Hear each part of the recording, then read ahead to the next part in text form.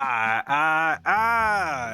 what is going on, YouTube? You already know who it is. It is Double O, and I am back with another video for y'all. And today we are going to be looking at IGN's review for Black Myth Wukong. This is the PC version, so we're going to go through and see what's up. So with all that out the way, let's get straight into it. Hey y'all, Mitchell Saltzman here. I'm the reviewer of Black Myth Wukong, and just a quick note about this review. As part of the embargo agreement set for this game, I am unable to show you footage beyond Chapter 2, which Okay, so we only got Chapter 1 and 2 gameplay, just for not like non-spoilers. Okay, that's understandable. I was kind of like, bro, are they not gonna let you use your own fucking gameplay? Like, come on, dog. But all right, we good. Come on. presents a bit of a problem because a lot of the technical issues that I have with this game that I specifically call out in this review occurred after Chapter 2. So I'm unable to actually show them. So we're going Okay. to do two different video reviews. So some of the fucking gameplay mechanics fuck up in the end game. So the actual shit that they finna talk about and explain is gonna be in the second video when the game actually drops. Okay, bet. Time. This first one will abide by their restrictions and only show footage from the first two chapters, but we will also be posting a more complete review with the relevant footage added in on launch day. And with that, on with the review for Black Myth Wukong.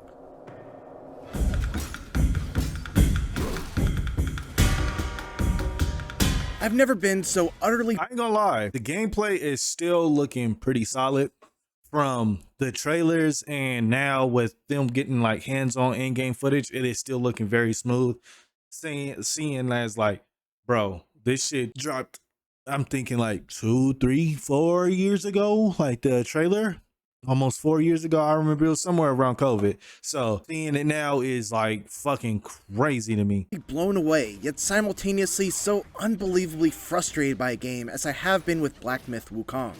This is undoubtedly one of the most ambitious and impressive action games. He doing hella damage right now. Stunningly gorgeous, its combat is fantastic, it's incredibly challenging, slap the shit out of his bitch ass with that pole.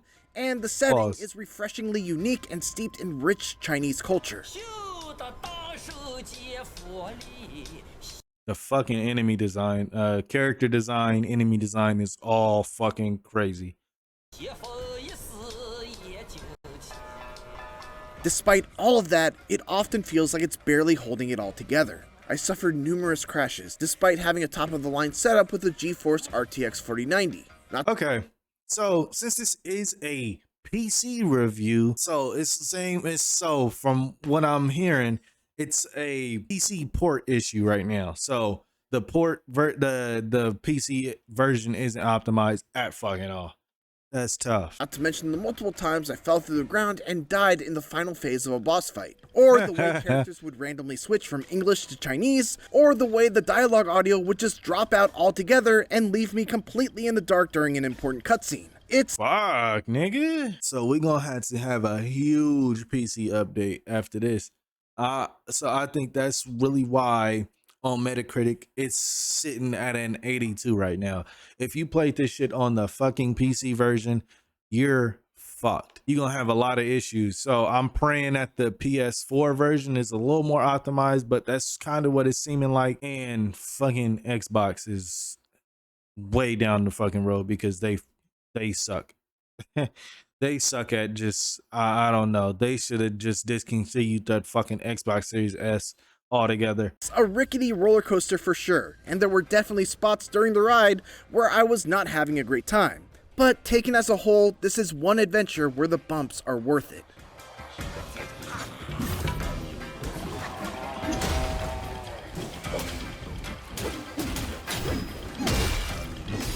Black Myth Wukong's story is somewhat of a follow-up to the classic novel Journey to the West by Wu Chenggen, a book that I only personally know thanks to very loose adaptations like Dragon Ball and Enslaved Odyssey to the West. That surface-level familiarity didn't help much though, as the interpretation that the developers at Game Science have crafted here is laden with references to characters and events from the novel, without doing a great job of bringing you up to speed on who Sun Wukong is, or what he encountered on his titular journey. Okay, so basically, nigga, the story don't tell you, this story don't give you, doesn't do a good job of breaking down some of the characters that you're going to experience. You got to have fucking prior knowledge of the Journey to the West lore before going in. I mean, it sucks, but I mean, it's cool. It's not too much of a big deal. I had to look online to understand who Zhu Bajie was, what his history with Wukong is, and what the significance of certain encounters were, because otherwise I'd have been completely lost at times. You play as the Destined One, a literal monkey who wakes up one morning and decides to set out on a roughly 40-hour journey to locate the 6 relics of Wukong. While the moment-to-moment storytelling is fairly unremarkable, largely due to a protagonist and side characters that aren't given enough screen time to develop, each of the 6 self-contained chapters culminates with a stunningly gorgeous animated vignette that tells a short story about that chapter's main antagonist. Each one is done in a completely different art style, with one drawn to look like a storybook, another using stop-motion animation, and another done in the style of an anime. Okay, so all of the different cutscenes got different art styles to them. You got one that looked like a pop-up storybook, one that looked like an anime, and one looked like paintings and shit like that. That's cool. Every single one of them is beautiful and poignant, and I couldn't help but wish that the main story managed to move me in similar ways. Apes of Wrath. He ugly as hell. My initial read on Wukong was that it was a Souls-like, given the check. Oh my god. Oh my god. This boss gonna have 2 fucking bosses in one. So I'm praying we don't have an Ornstein and Smo situation where once you kill one, the other one gets powered up, vice versa. Oh my god, I'm praying we don't have another one of those. Checkpoint system, the stamina bar that governs your actions in combat, and the dodge heavy fighting style. But as it turns out, Wukong has more in common with traditional action games, like what you might expect from Bayonetta developer Platinum Games, than it does with anything that From Software has made. Most of the usual Souls-like conventions are missing. There's no penalty for death outside of respawning at the nearest checkpoint, you don't use a shared currency to level up your stats and purchase items or upgrades, and while there is gear and stats to consider, you largely just go and swap out the old equipment with the new, as opposed to making choices as to what kind of weapon or piece of armor you want to hold on to and upgrade. And so basically it's just like a simple RPG, action RPG game, more similar to like The Witcher or something, you know, just normal. Swap in and out your fucking your armor pieces, and then it's just no fucking difficulty on it. Like, okay, that's cool. So I'm thinking more of like a Ninja Gaiden like type RPG style, like where it's just hard as fuck. And that's the only way you can kind of consider it being like a Souls-like. It's just because it's hard as fuck. But for the most part, it's a simple action RPG game. And even though I am a big fan of Souls-likes, ditching those mechanics feels like the right move for the game that Wukong is trying to be. Yeah, everything don't need to be a fucking Souls-like. On keeping you in the action rather than poring over menus or retracing your steps to regain your lost currency after dying, and Wukong is a better, more distinctive game for it. To be clear though, when I say it's more forgiving, I don't mean that it's any less difficult than a From style game. In fact, I'd go so far as to say that between this and Elden Ring Shadow of the Erdtree, I had more difficulty getting through Wukong's toughest challenges. Oh god, the fucking the boss movesets look way more fucking streamlined than Elden Ring. Because Elden Ring, the bosses just swing like 1, 2, 3, 4 times. These motherfuckers swinging millions of times, and you got to get the fuck out the way.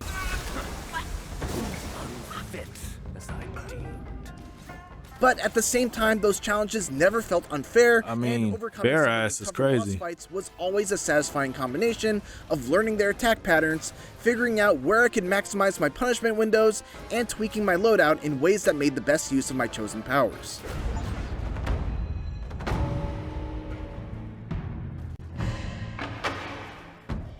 Combat in Black Myth Wukong is simple and elegant, thanks in part to some tools that are really Nigga, look at all of look at the UI. This shit's so confusing. So why do we have 2 different things for the right trigger? So you hold the right trigger, you got the gourds, and then you got the different fucking powers on the right side. You got right trigger and then clicking the left stick. You got R1 and L1, that's what it's looking like. No, right trigger and left trigger. And then you got the LB. It's so much bullshit going on. And nigga, is that right on the D-pad, or is that left? What the fuck is this on the right side? Fun to play around with. Success hinges on a delicate balance of Twitch reflex style gameplay mixed with careful resource management that largely revolves around a focus meter, which builds up when you land hits and perfectly dodge enemy attacks. That's decent. You gain a focus point whenever that meter fills up, which you can then spend in the middle of a light attack combo for a varied combo, or you can just use a heavy attack on its own for a powerful strike that can be charged even further if 2, 3, or even 4 focus points are consumed all at once. You also have access to a small handful of spells, governed by a mana meter, that are versatile enough to be useful in a wide array of situations. The Immobilize spell, for instance, freezes enemies for a short time, allowing you to get in some quick hits and potentially stagger them to allow for even more free damage. Okay, so you got a life bar, which is the big white one, the blue one your mana, and then the yellow one is your stamina. And then you got your elements right under that. What the fuck is that thing on the left side? What the fuck is that? Damage. Cloud Step turns you invisible and creates a decoy for your enemies to focus on while you break away, heal up, and then hit your foe with a surprise attack that can crit. Rock Solid briefly turns you into a statue that will cause an enemy's attack to bounce right off of you, giving you an opportunity for a counterattack. Ring of Fire creates a barrier the abilities is pretty decent and grant you some health restoration, along with enhancing any stat-altering drinks that you may use while standing inside of it. And finally, there's my personal favorite, a Plug of Many, which lets you make multiple clones of yourself. Nigga, that nigga made shadow clones. That's fire. To all gang up on an enemy at once.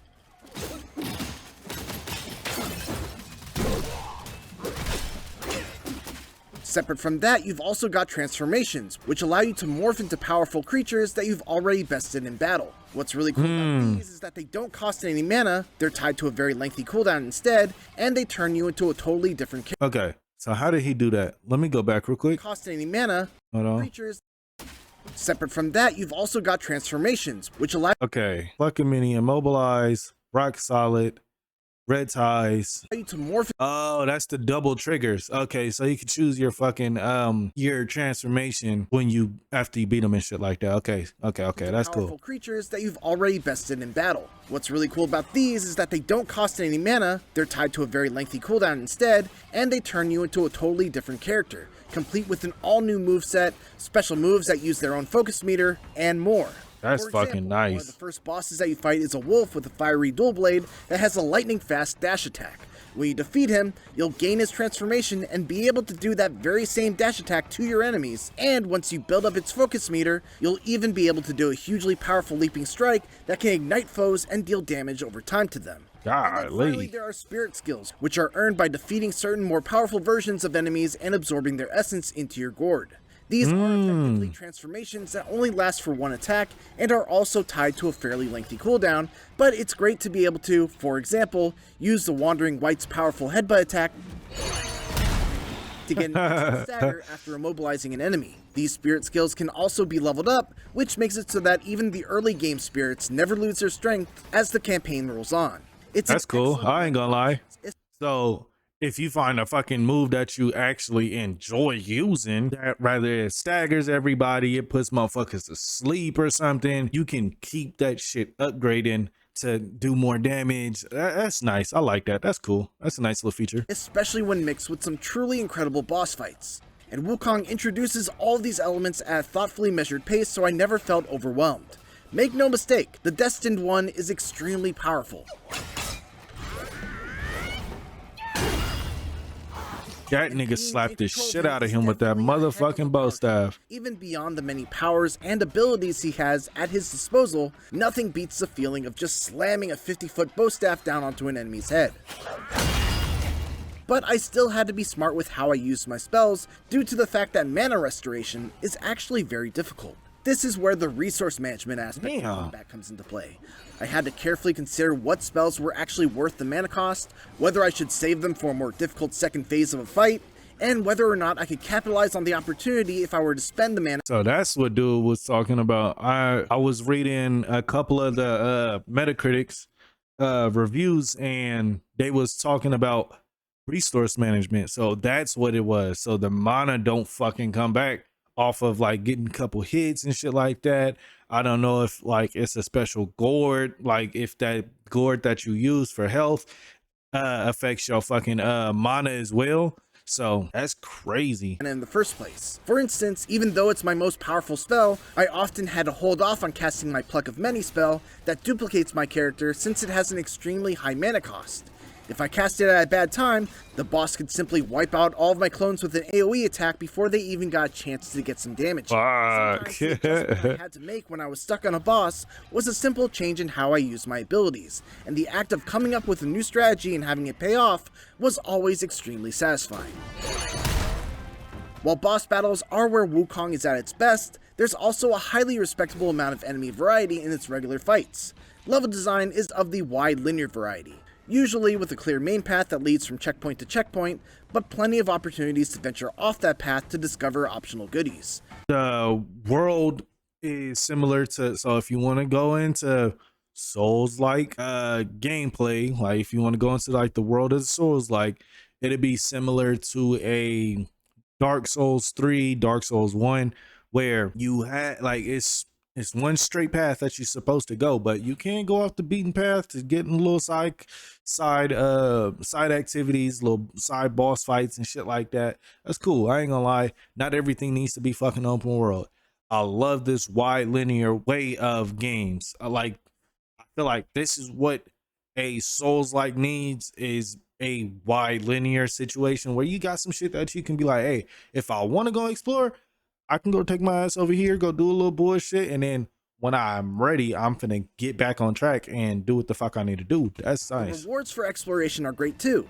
I've found rare crafting materials to make new weapons and armor, special enemies that drop a new spirit skill, curio items that I could equip to enhance my build, and treasure chests that might permanently increase my max health, mana, or stamina, all of which made the time that I took to find them well spent. On top of that, there are also several secret boss fights to discover, key items with mysterious uses that I still haven't figured out. Oh, okay. So they got shit like that.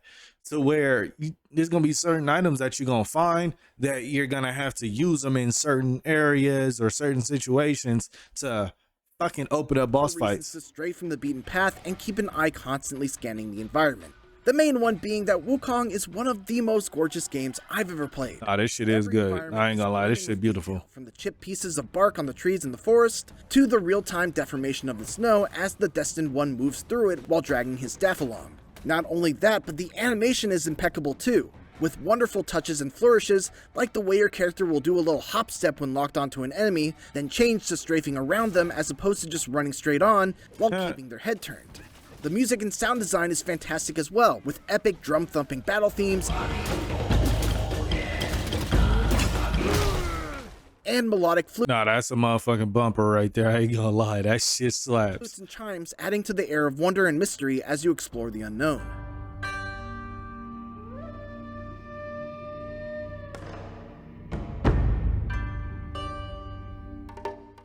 Best fucking believe if they got bumpers all motherfucking day, that music will be turned up to 150. Fuck you talking about? Everything else gonna be dropped down to 50. Fucking with me.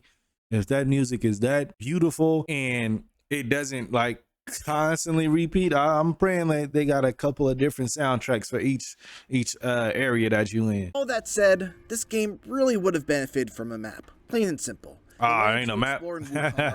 No doubt, but they're far too big and too crammed with secrets to not give you some sort of navigational help, especially the second and third chapters. This, along with the fact that it's aggravatingly hard to tell what obstacles can actually be climbed over and what's an invisible wall, can make exploration quite cumbersome. It's a good thing. I mean, I understand it, but I don't at the same time. Like, fuck it. That the rewards are worth it.